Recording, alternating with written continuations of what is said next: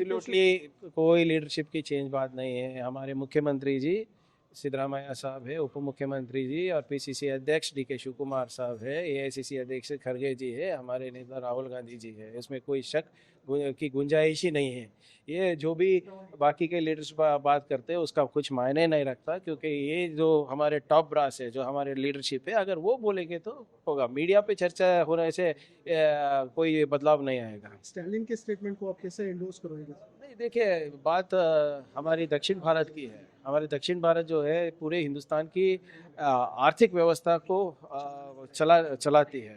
और अगर डिलिमिटेशन की बात हो या और एनईपी की बात हो, ये तो पूरा हमारे अस्तित्व को मिटाने वाली बात हो गई।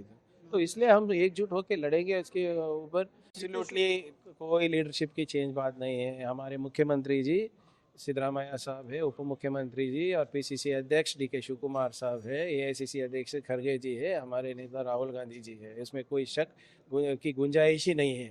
ये जो भी बाकी के लीडर्स बात करते हैं उसका कुछ मायने नहीं रखता, क्योंकि ये जो हमारे टॉप ब्रास है, जो हमारे लीडरशिप है, अगर वो बोलेंगे तो होगा। मीडिया पे चर्चा होने से कोई बदलाव नहीं आएगा। स्टैलिन के स्टेटमेंट को आप कैसे एंडोर्स करोगे? नहीं, देखिए, बात हमारी दक्षिण भारत की है। हमारे दक्षिण भारत जो है पूरे हिंदुस्तान की आर्थिक व्यवस्था को चलाती है।